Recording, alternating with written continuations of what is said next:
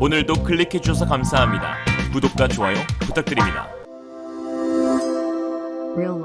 세계 방산 시장의 다크호스를 넘어 최강국으로 도약하고 있는 대한민국 K방산을 향한 세계 외신들의 반응이 뜨겁습니다. 지난 25일 미국 CNN은 빠른 속도로 질주하는 탱크, 굉음을 발산하는 포탄, 뼛속까지 흔들다, 이것이 한국이 무기를 파는 방식이라는 기사에서 한국 방산 세일즈에 대해 조명하였는데요. 주요 핵심 내용들만 간추려보겠습니다. 한국은 미국, 러시아, 프랑스에 이어 세계 4대 방산 수출국으로 도약하겠다고 하였다. 이를 달성하기 위해서는 영국, 이탈리아, 독일, 그리고 최종적으로 중국을 제쳐야 한다. 쉬운 일은 아니겠지만 한국의 계획은 이미 진행되고 있다. 한국전쟁은 끝나지 않았다. 1953년 전투를 중단시킨 문서는 평화협정이 아니라 휴전협정이었기 때문이다. 그래서 한국은 자국의 국방에 대해 더 많은 책임을 지기 시작했고, 오늘날 한국 방산업체들이 제작하고 있는 장갑 차량과 다른 군사 장비들을 포함한 현대군의 발전을 위해 많은 투자를 하고 있다. 한국 무기체계의 산실인 창원에서는 첨단 로봇 시스템으로 K9 자주포를 3일에 한 대꼴로 생산한다. 로봇과 인간의 조합은 7개의 스테이션 조립 라인에서 결합되어 최종적으로 47톤의 강철, 기계, 전자제품을 조립할 수 있게 된다. 하나 국방부 관계자에 따르면 사람의 머리카락보다 얇은 100분의 1mm의 정확도로 작업을 진행한다. 로봇들이 이를 완성하면 이제 직원들이 차례로 맞춤 제작을 가능하게 한다. 예를 들어 노르웨이와 같은 북부기후로 가는 차량들은 히터를 제공해줄 수 있고, 인도나 이집트와 같은 더운 곳을 위해선 에어컨을 달 수도 있다. 특히 제관틀링 런던 왕립연구소 지상전 선임연구원은 한국을 완벽한 시험장이라고 말하는데, 한국은 겨울에는 꽁꽁 얼고 여름은 섭씨 30도 이상으로 올라가는 등 다양한 계절을 갖고 있고, 거기다 평지와 산악 지형을 모두 갖추고 있다. 그것은 외국인 구매자들을 끌어당기고 있다. K9-4가 시험되는 곳에서 불과 몇 마일 떨어진 현대 로템의 공장에 K2 전차 생산이 제속도를 내고 있다. 한국에게는 미국도 갖지 못한 무기 스펙트럼이 있다.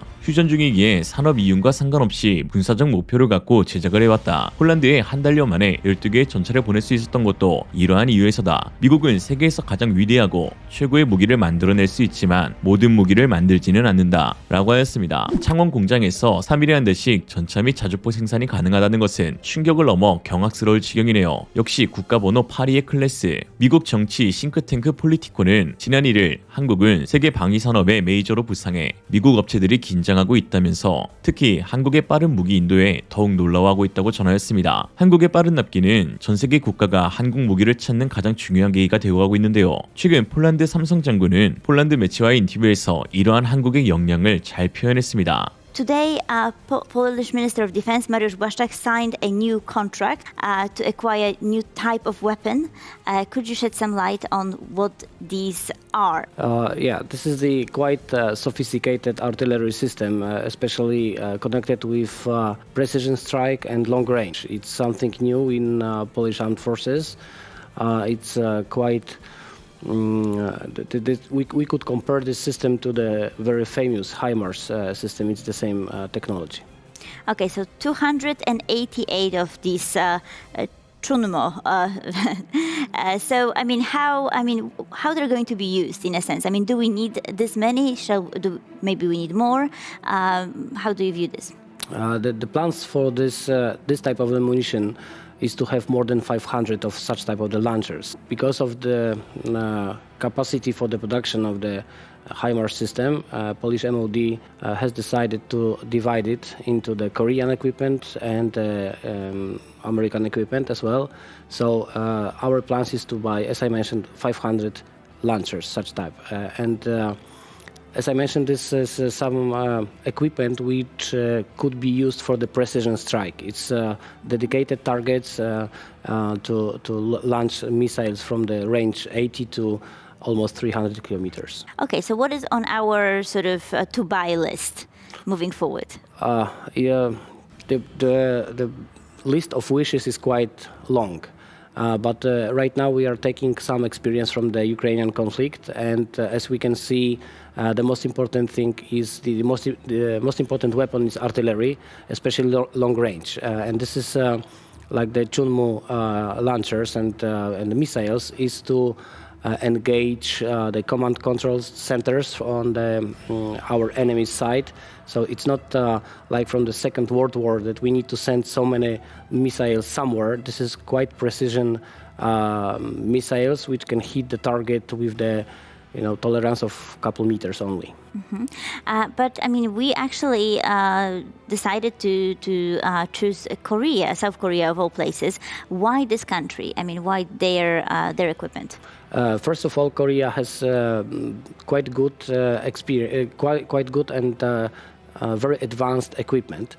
So this is the first reason, and this equipment is very similar to the NATO requirements, even if South Korea is not in the NATO member. This is the first reason. The second one is that the time of deliveries. Usually it's not that we can go to the shop with armament and buy some of them. From the contract signature to the first deliveries, especially for the quite complicated systems, it takes 3 to 5 years. As you know, we cannot wait so long. So that was the decision to look for the other market than the European or the American market for the acquisition of the equipment, of the armament systems. Right. What about the tanks that Poland has bought recently? Because from what I gathered, the Polish army is already training on how to use them. When will they arrive in the country? Yes, we are talking about K2 Black Panther tanks, and right now, today was the celebration of the rollout of the first 10 tanks, which will be delivered this year to the Polish Armed Forces, as well as first 24 K9 howitzers, which will be delivered as well. So the K2 tanks will be the main battle tank in the Polish Armed Forces, together with Abrams. But because of the performance of these tanks, both types will be used in by the different brigades. What are the differences between them? Especially with the weight of the tank. So the Abrams is a little bit heavier, and K2, because of the weight, can be used in the different part of Poland. Okay, so meaning a different kind of terrain, but I wonder what kind of terrain. Yeah, if you can imagine that we have a lot of mud somewhere, and the lakes, rivers. So to cross such type of the terrain, it's much better to use a little bit lighter equipment. And for the heavy and more concrete terrain, you can use heavier ones. But of course, it depends on the tactics. All right. 한편 개발 이후 첫 해외 수출이 확정된 K2 우표 전차는 그동안 난제로 꼽혀왔던 변속기 국산화의 시험 테스트가 성공적으로 통과해 K2용 100% 국산 파워팩 개발이 눈앞으로 다가왔는데요. 지난 9일 열린 국회 국방위원회 방사청 국정감사에서 엄동환 방사청장은 4차 양산을 앞두고 변속기 개발업체인 S&T 중공업이 업체 평가에서 320 사이클에 대해 특별한 무리 없이 잘 진행하려 하였고, 추후 기품원과 국가연이 꼼꼼히 살펴 품질 보증 절차에 들어가겠다고 하였습니다. 320 사이클이란 320시간 동안 시속 30km의 속도로 총 9,600km를 고장 없이 주행하는 성능 테스트인데요. S&T의 EST-15K 변속기는 지난 1, 2차 시험평가 중 7,110km에서 고장이나 도입이 불가능했었습니다. 사실 7,000km 무고장 운행 가능한 변속기 개발도 나름의 성과라는 의견이 있었는데, 그때의 실패를 딛고 결국 국방부 기준인 9,600km 무고장 주행에 성공한 것이죠. 9,600km 기준이란 도다루 폐기한다는 게 아닌 다시 창정비를 받아야 하는 기점을 뜻합니다. 이로써 한국은 현대 로템의 K2 우표 전차에 현대 두산 인프라코어가 개발한 1,500마력 엔진, 그리고 S&T 중공업이 개발한 변속기를 탑재하고 하나디펜스 K9 저주포에 KTX 엔진이 개발한 1,000마력 엔진과 S&T 중공업이 개발한 변속기를 탑재할 수 있게 되어 미국, 독일에 이은 전 세계 세 번째 궤도 차량 파워팩을 자체 개발한 나라가 되었습니다. 그동안 S&T 변속기 개발 과정에서 여러 시행착오가 있었던 터라 일각에서는 곱지 않게 보는 시선들도 존재하지만, 사실 1,500마력 엔진 변속기 개발에서만 어려움을 겪고 있었던 것일 뿐, 이미 K9 저주포 1,000마력 엔진 변속기는 1999년에 국산화에 성공해 K9이 전 세계 최고의 자주포가 될 수 있도록 이바지하였습니다. 이 자동 변속기는 현재 체계 업체인 하나디펜스의 레드백 장갑차에도 탑재되죠. 특히 이번에 개발한 K2 전차용 1,500마력 6단 자동 변속기에는 핵심 기술인 변속 제어 장치, 정류압 저항 장치, 유체 감속기, 제동 장치 등 그동안 일부 해외 수입에 의존했던 부품들을 100% 완전 국산화에 성공하였는데요. 물론 의심해보고 검증해보고 평가해봐야겠지만 무분별한 억측과 억가로 열심히 국산화에 착수한 우리 기업들의 의지마저 꺾어버리면 안 될 것입니다.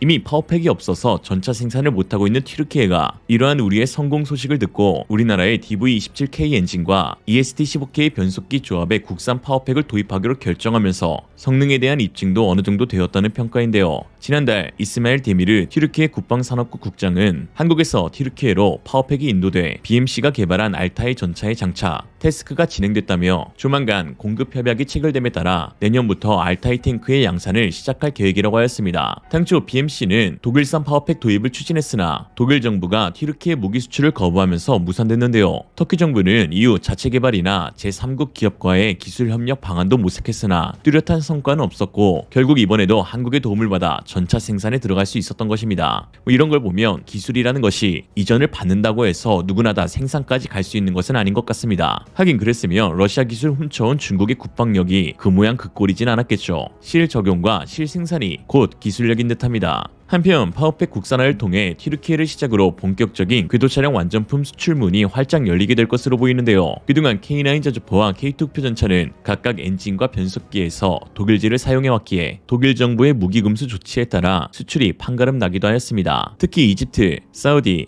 UAE 등 중동 국가들 수출에 발목이 잡히던 문제가 국산 파워팩으로 인해 말끔히 해소가 된 것이죠. 역시 이래나 저래나 기술을 무조건 잊고 보는 게 맞다. 한편 한국 하나디펜스가 개발한 차세대 보병장갑차의 호주 도입 사업에서 우선 사업 협상자가 지연돼 논란이 되고 있습니다. 당시 예정은 9월이었으나 내년으로의 연기가 확정적이고 거기다가 도입 수량마저 축소 수정되어 우려를 낳고 있는데요. 이 모든 문제는 사실 업체나 기체의 문제가 아닌 호주 내부의 정치적 문제에서 비롯된 것입니다. 최근 호주 매체 AFR에 따르면 호주 육군의 차세대 보병 전투 차량 프로그램이 450대에서 300대 도입으로 축소되었고 이에 라인메탈과 하나디펜스는 축소된 차량에 대한 다른 입찰서를 제출하라는 요구를 받았다고 합니다. 이는 최근 선거를 통해 집권 여당이 자유당에서 노동당으로 바뀌면서 국방 예산 감축 관련 새로운 호주 국방 전략 검토 보고서가 완성되는 시점인 내년 3월로 발표가 연기되었기 때문인데요. 이에 야당이 된 호주 자유당은 집권당인 노동당이 1938년 이후 집권 때마다 국방 예산을 역대급으로 삭감했고 이번에도 그런 문제의 일환이라고 질타했습니다. 당연히 호주의 네티즌들은 난리가 났습니다. 연기도 속 터지는데 축소라니 이해할 수 없다는 반응이 주를 이뤘는데요.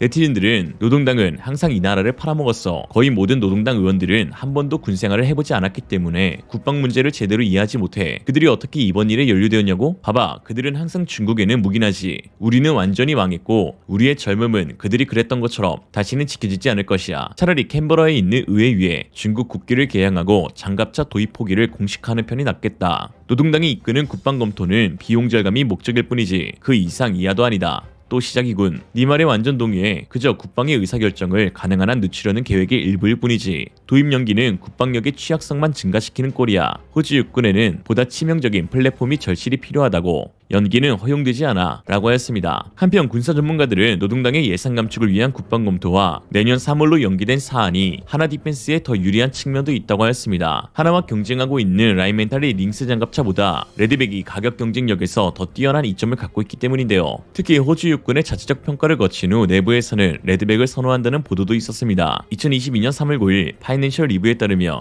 하나의 레드백이 테스트에서 예상보다 더 강력한 성능을 보인 후 육군 내에서 강력한 지지를 받고 있는 것으로 보인다. 레드백은 더 저렴하기까지 하지만 라인멘탈 링스도 몇 가지 유리한 측면도 있긴 하다 라고 했습니다. 호주 밀리터리 팬들은 이런 한국은 많은 분야에서 좋은 기술을 개발하고 있어. 이 물건은 섹시하고 능력있고 가성비 측면에서 매우 훌륭한 가치가 있지. 말할 것도 없이 개발, 시연, 테스트, 생산 설정 프로세스에 완전히 매료되어 버렸어. 한국 친구들 축하해. 호주인들과 한국인들이 함께 일할 때 놀라운 것들을 만들어낸다는 것이 밝혀졌습니다. 호주인인 나는 한 외국계 회사가 우리에게 그저 시중에 널린 제품을 팔려고 하지 않고 대신 이곳에서 새로운 괴물을 개발하기 위해 우리 방산업체와 협력한 것을 보고 대단히 크게 감명받았습니다. 우리는 한국과 더 많은 일을 해야 합니다. 저 친구들 정말 멋져요 라고 했습니다. 한편 지난 11월 9일 중국 방산 전시회에서 중국의 차세대 전투 보병장갑차가 공개되었는데요. 그 영상이 마치 링스와 레드백을 반반 섞어 놓은 듯 하였는데 기술력 측면에서 급조한 티가 팍팍 나 놀림거리가 되고 있습니다. 신형 VN20의 스펙이야 뭐 30mm 자동 포인이 반응 장갑이니 적혀 있었지만 어차피 카탈로그일 뿐 그냥 가볍게 지나가면 될 것 같고 외형부터 보자면 마치 레드백과 링스를 섞어 놓은 끔찍한 혼종스러웠습니다. 포탑은 레드백, 차체 전면 및 후면은 링스, 반응 장갑은 레드백을 보는 듯한 모습이었는데요. 특히 링스의 보기 눈에 레드백의 고무 궤도를 적용한 모습이 웃겼습니다. 중국제 고무 궤도를 새롭게 선보였는데 아이러니한 것은 고무 궤도를 사용했으면서 서스펜션은 이전 모델인 VT4의 토션바 서스펜션을 가져왔다는 것입니다. 고무 궤도의 장점은 주행성을 극대화하는 데 있는데요.